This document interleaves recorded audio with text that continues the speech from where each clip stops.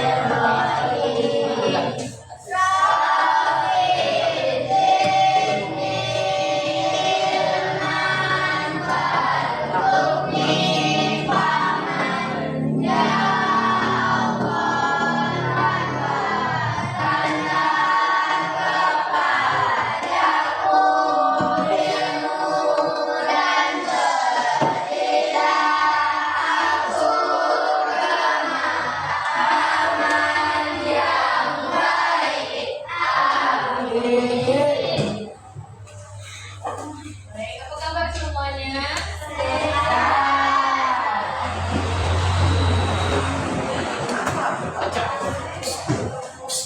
Oke, sebelumnya ibu akan menyampaikan absen terlebih dahulu.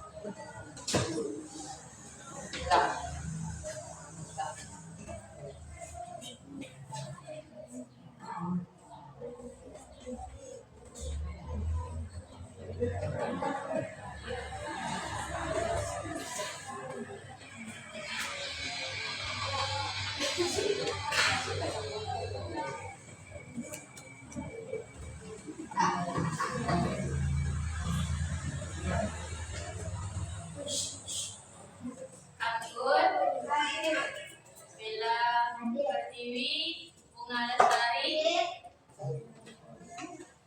Cici Liawati, David, Dia Talita, Niki, Erwin, Delisha, Afifah, Hafiza,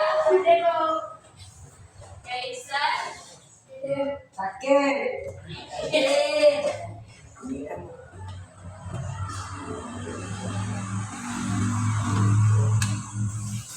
Jaisan, Lutfi, Muhammad Ansori, Muhammad Budi Mulia, Muhammad Rafa, Mahyar, Muhammad Firzan, Muhammad Ilham, Muhammad Makmur, Nazwa, Prisya, Raihan, Rea, Septina, Cindy, Zulfa, Arianda. Berarti hadir semua ya?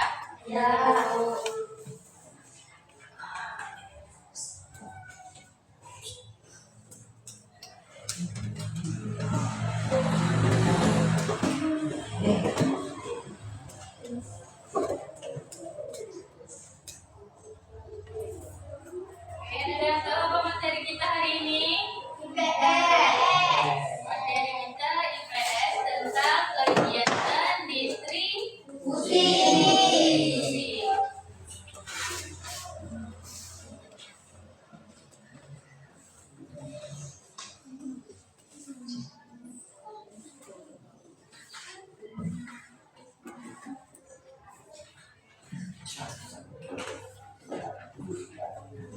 Oke, menjelaskan terlebih dahulu yaitu tentang kegiatan distribusi.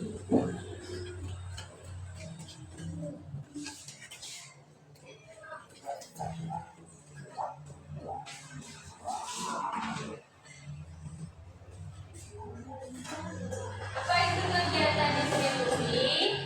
Kegiatan distribusi adalah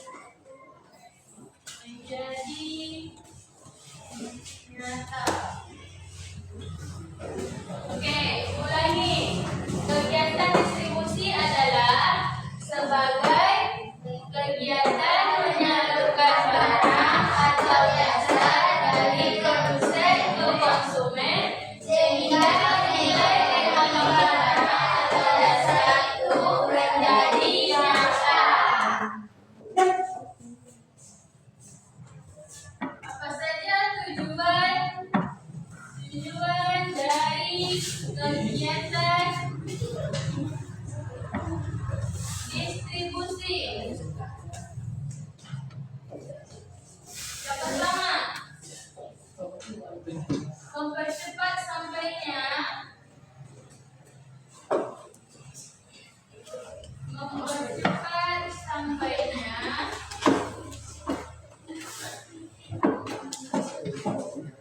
hasil produksi kepada konsumen.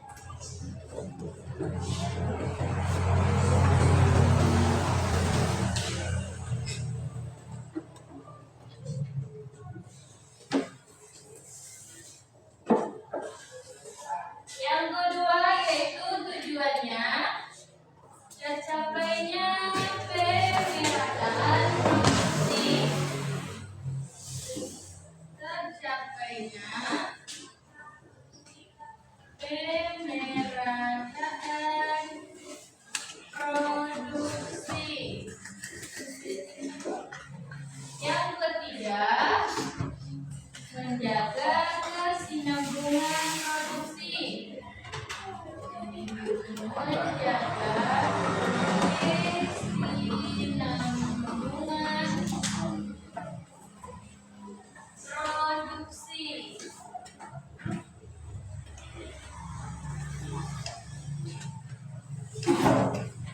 Yang keempat, tujuannya memperbesar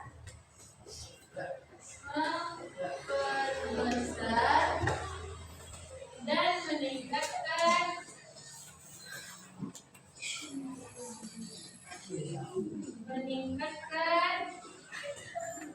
kualitas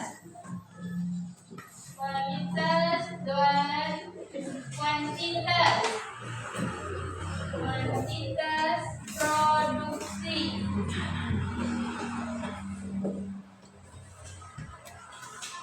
Yang kelima, tujuannya yaitu meningkatkan nilai guna barang atau jasa. Meningkatkan nilai guna barang atau jasa. Yang keenam,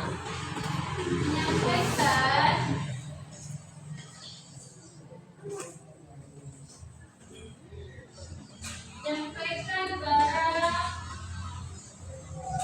atau jasa dari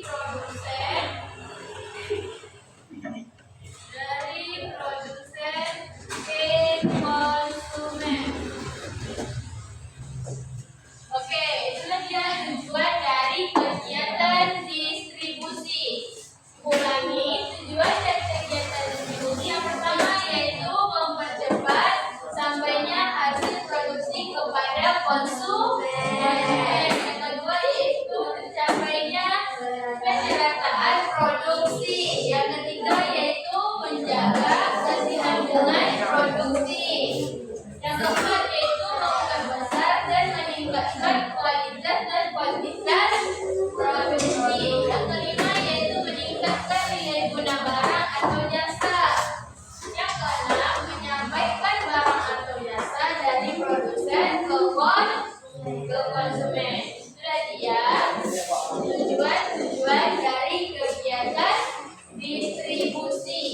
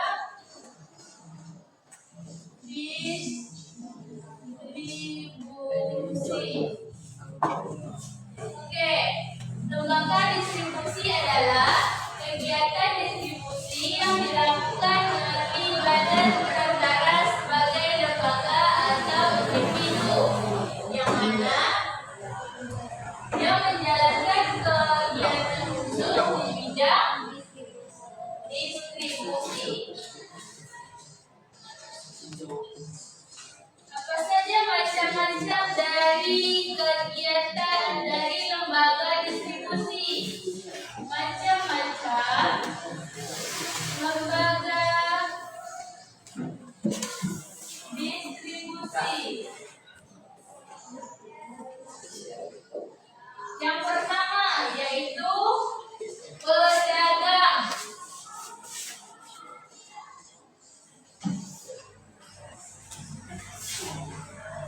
Yang kedua yaitu perantara khusus.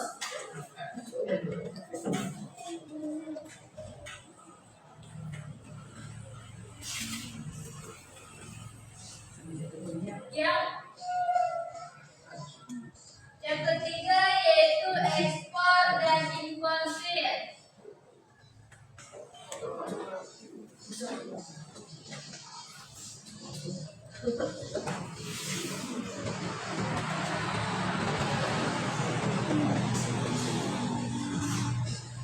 Kita mulai bahas yang pertama terlebih dahulu yaitu pedagang.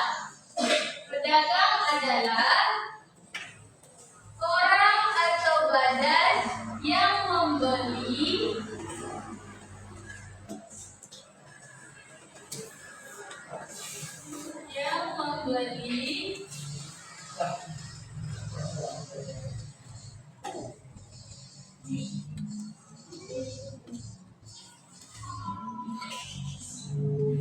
barang dari produsen, yang membeli barang dari produsen.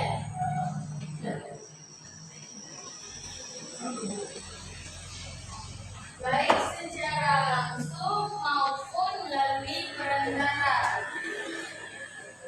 Baik secara langsung maupun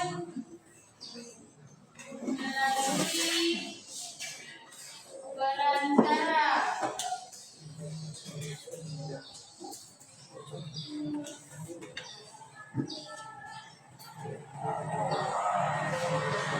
Yaitu macam-macam pedagang. Kita masih membahas tentang macam-macam pedagang. Yang pertama yaitu pedagang besar atau grosir.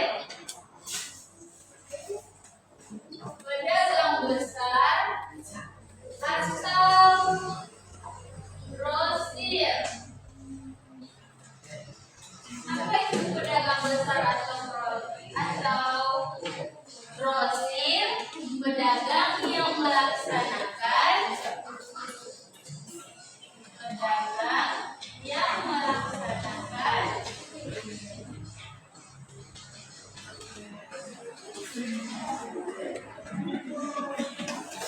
jual beli barang dagang, jual beli barang dagang dengan jumlah yang besar.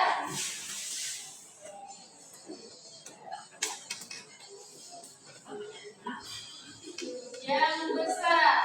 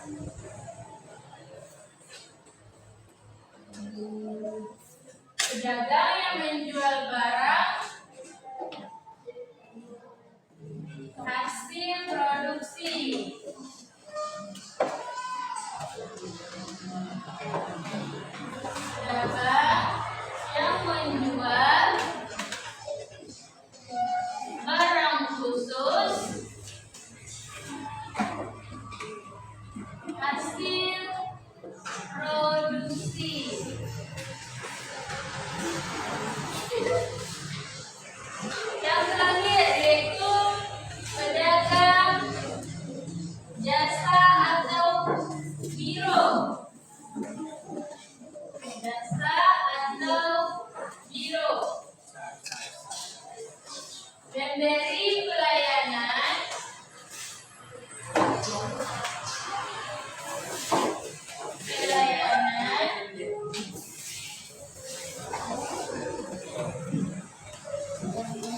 kepada konsumen.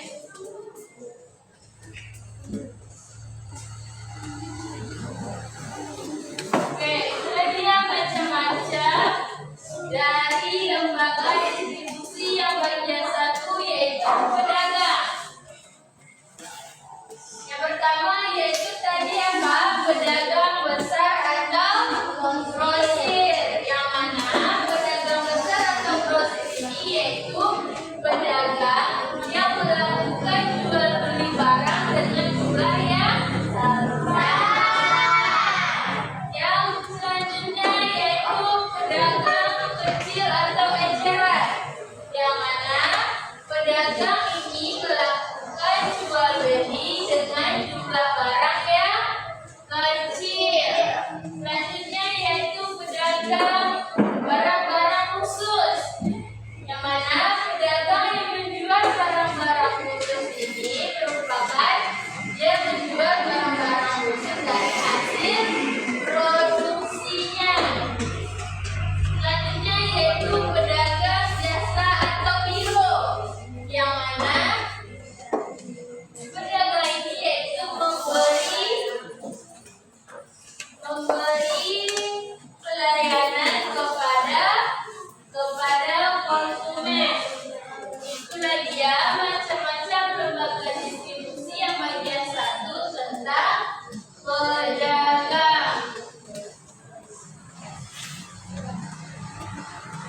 Selanjutnya yaitu kita masuk yang kedua, poin kedua.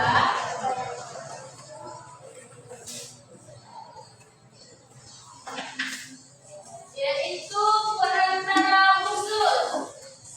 Yang pertama tadi pedagang, yang kedua perantara khusus. Perantara khusus yaitu merupakan distributor yang membantu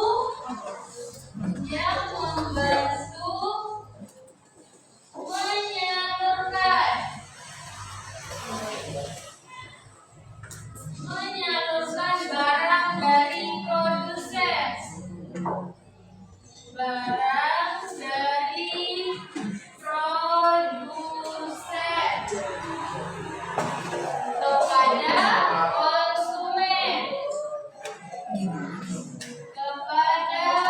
konsumen.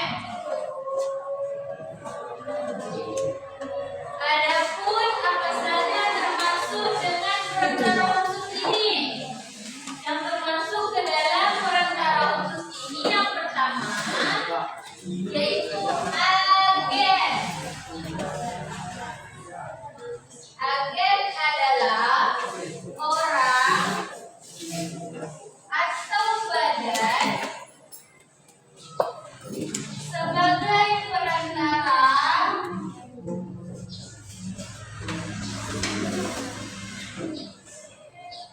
yang bertugas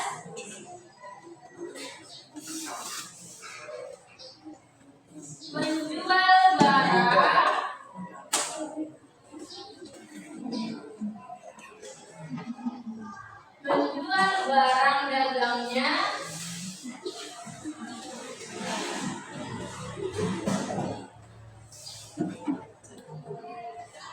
hasil produksi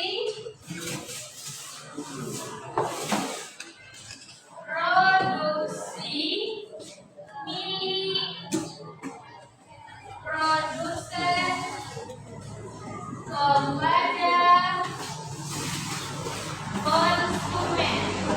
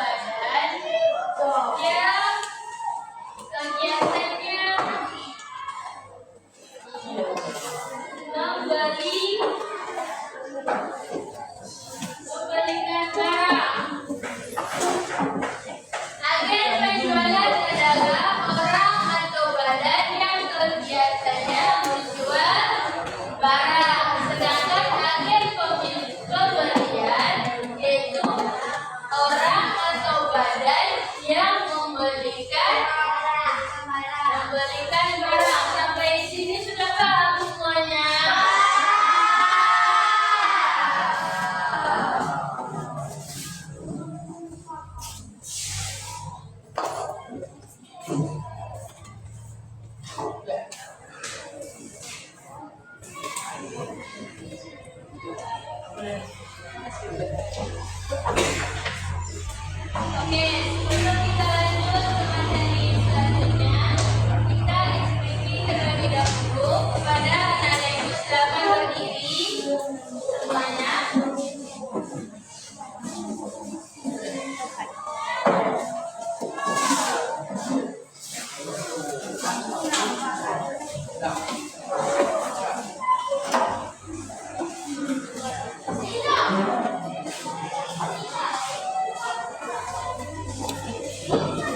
Oke, kita ekspresi terlebih dahulu.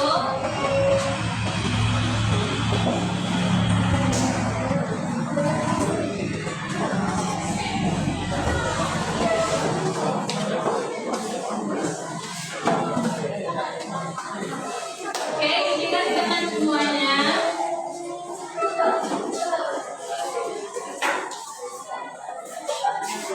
Kita ekspresi tepuk semangatnya terlebih dahulu. Ya, kita mulai. 1, 2, 3. Tepuk semangat.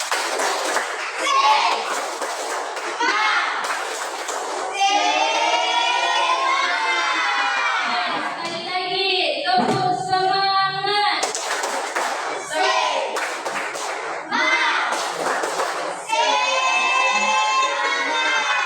Oke, silakan duduk kembali pada anak-anakku.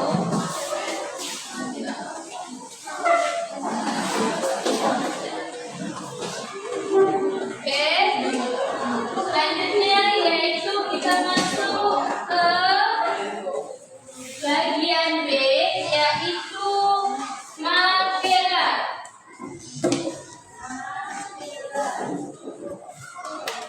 Makelar adalah orang atau badan yang bertindak sebagai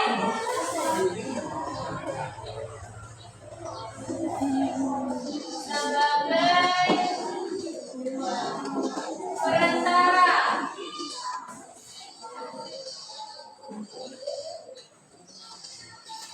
Upah makelar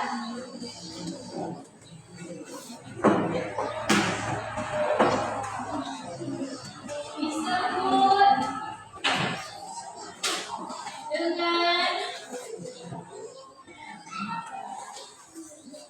kurtasi.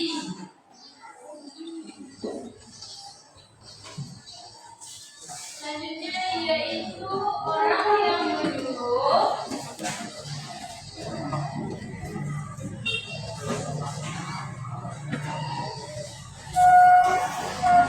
seorang makelar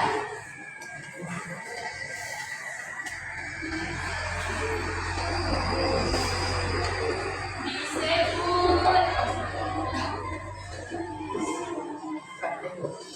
prinsipal. Oke, selanjutnya yaitu bagian B-nya makelar. Makelar adalah orang atau badan yang bertindak sebagai perantara. Upah makelar disebut dengan kurtasi. Orang yang menyuruh seorang makelar disebut dengan prinsipal. Lagi ya, bagian B-nya makelar. Selanjutnya yang bagian C-nya yaitu komisioner. Komisioner orang atau badan sebagai perantara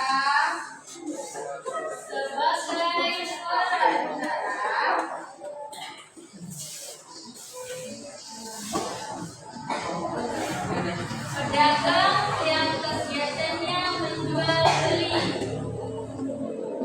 Pedagang yang kegiatannya menjual beli.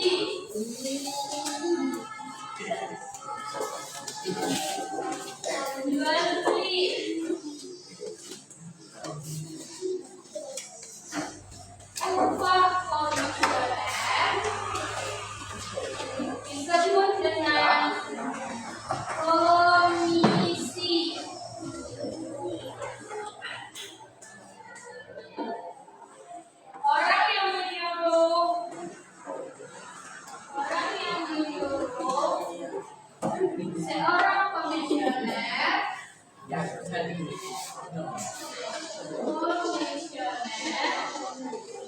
disebut komite.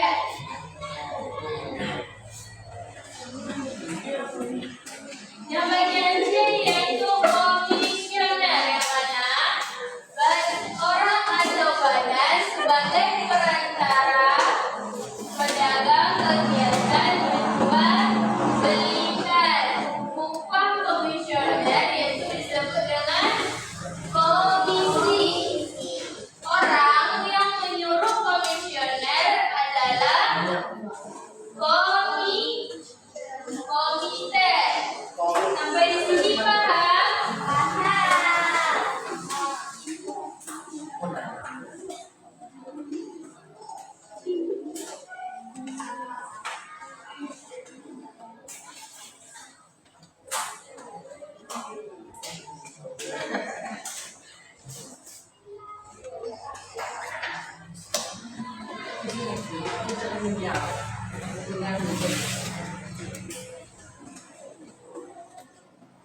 Oke, dari buku kembali lagi yaitu kegiatan distribusi, yang mana distribusi dapat diartikan sebagai kegiatan penyaluran barang atau jasa dari produsen ke konsumen sehingga nilai ekonomi barang atau jasa itu menjadi nyata.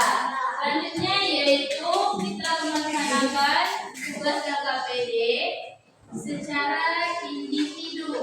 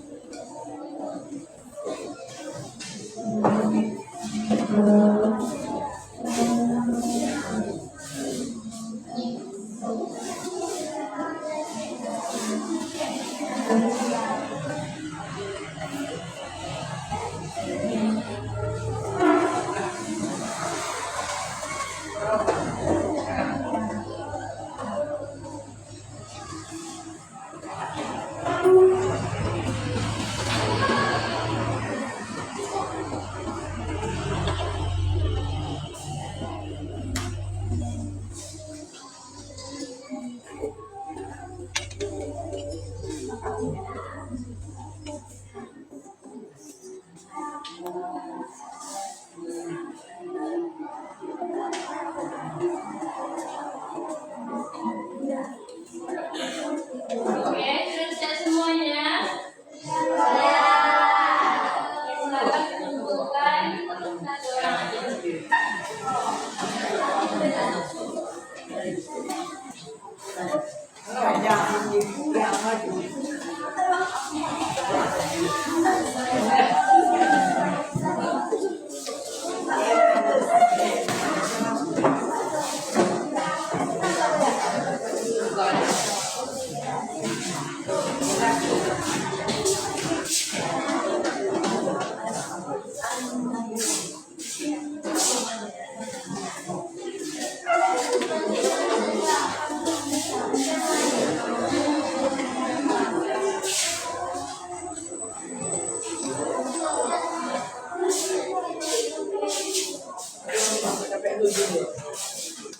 Sudah semuanya ini?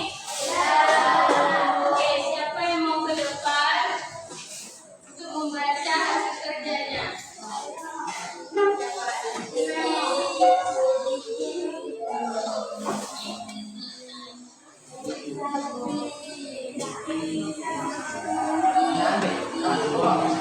namanya? Elisa.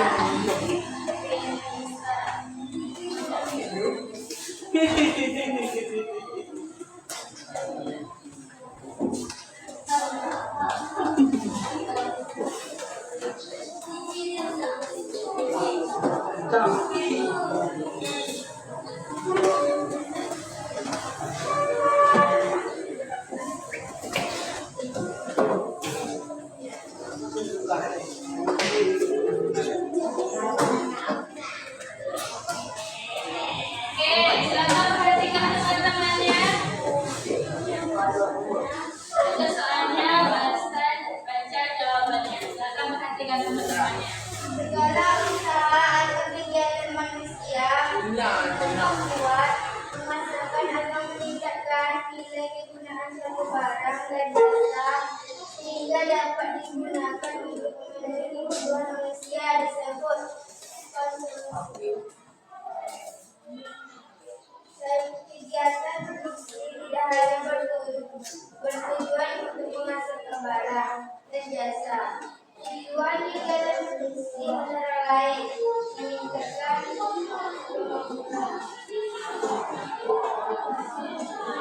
tiga, pemilihan bahan baku atau kain, pembuatan pola, pemotongan kain, penjahitan, hingga proses memasangkan sumber hidup ini merupakan proses dari C. Produksi pakaian.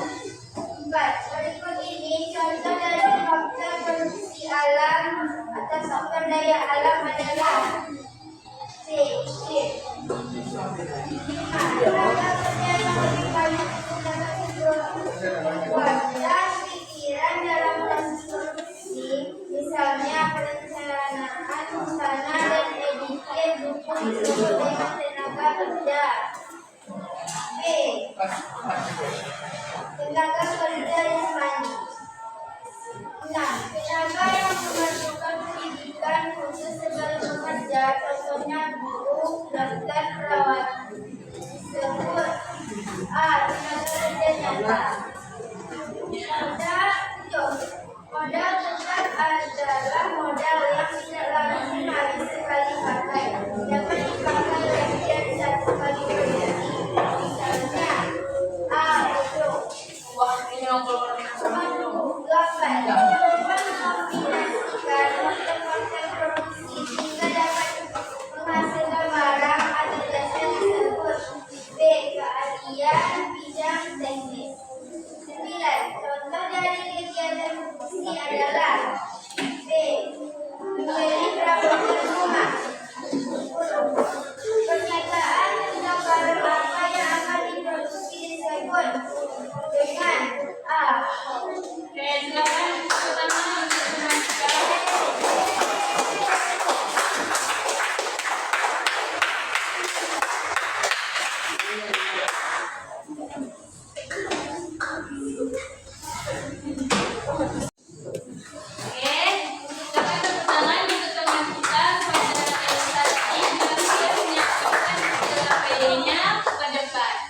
Selanjutnya yaitu apakah ada yang ingin bertanya? Oke, silakan. Contoh dari kegiatan produksi apa, Bu? Contoh dari kegiatan produksi adalah yaitu menanam padi di sawah.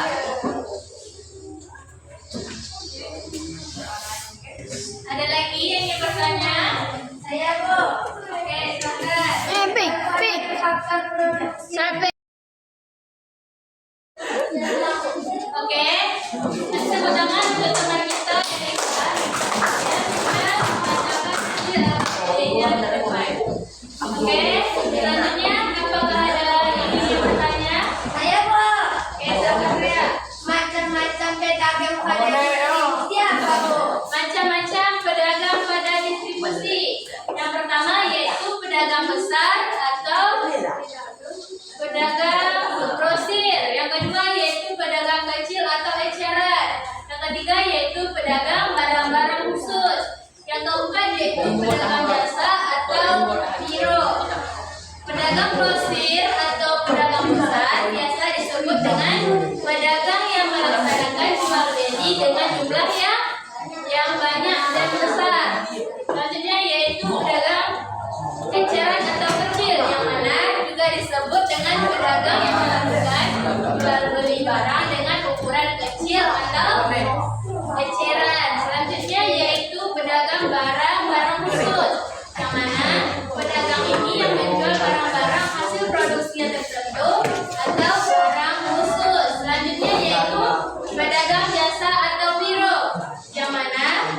memberikan pelayanan, yaitu pedagang yang memberikan pelayanan kepada konsumen. Bisa dipahami, Rea?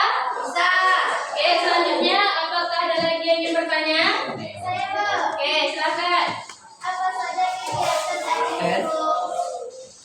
Apa saja kegiatan agen? Agen meliputi yaitu yang pertama kegiatan agen penjualan, yang kedua yaitu kegiatan agen pembelian. Kekuatan kegiatan agen penjualan adalah orang atau badan yang kegiatannya menjual barang.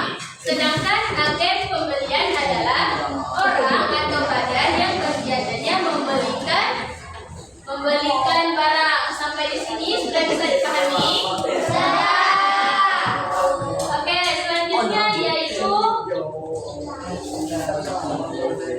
di sini siapa yang bisa menyimpulkan pembelajaran kita pada hari ini? Silakan Elisa maju ke depan, simpulkan pembelajaran kita hari ini. Yang lain coba dengarkan temannya di depan ya. Kegiatan distribusi. Wah, kegiatan distribusi. Apa yang dimaksud dengan distribusi? Distribusi dapat diartikan sebagai kegiatan menyalurkan barang atau jasa dari produsen ke konsumen, sehingga nilai ekonomi barang atau jasa itu menjadi nyata. Kegiatan distribusi memiliki beberapa tujuan sebagai berikut. 1. Mempercepat sampainya hasil produksi kepada konsumen. 2. Tercapainya pemerhatan produksi. 3. Menjaga kesinambungan produksi. 4. Memperbesar dan meningkatkan kualitas dan kuantitas produksi. 5. Meningkatkan nilai guna barang atau jasa. 6. Menyampaikan barang jasa dari produsen kepada konsumen. Oke, silakan teman-teman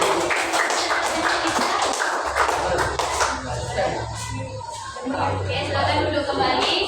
Selanjutnya yaitu apakah ada yang menyimpulkan lagi? Ya, silakan Bella. Simpulkan pembelajaran kita pada hari ini, Bella. Yang lain perhatikan ya. Macam-macam pedagang dikelompokkan sebagai berikut. A. Pedagang masyarakat. Pedagang yang melaksanakan jual beli barang dengan dalam jumlah besar kepada pedagang kecil untuk mendapatkan keuntungan. B. Pedagang kecil atau eceran, yaitu pedagang yang melaksanakan jual beli barang dengan dalam jumlah kecil atau eceran. C. Pedagang barang-barang kecil, yaitu pedagang yang menjual barang-barang produksi tertentu atau barang umum. D. Pedagang jasa atau biro, jasa atau pemberian pelayanan, yaitu pedagang yang memberi pelayanan kepada konsumen. Ya, silakan tepuk tangan untuk Bella. Putih perhatikan.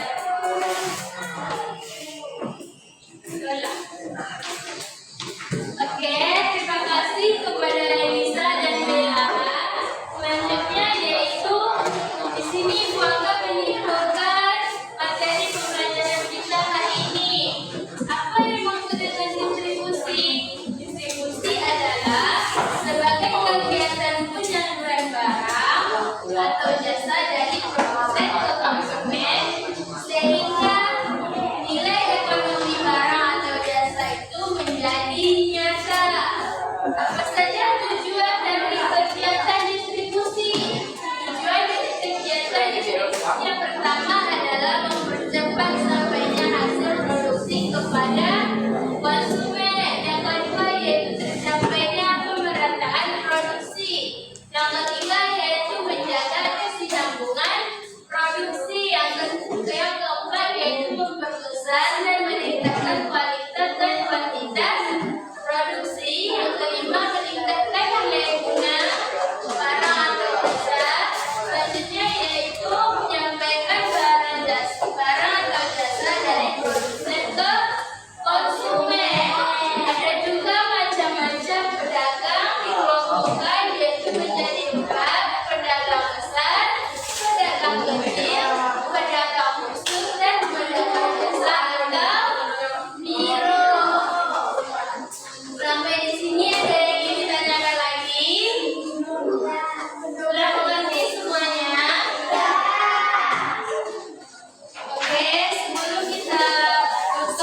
pembelajaran, kita ucapkan hamdalah. Alhamdulillah.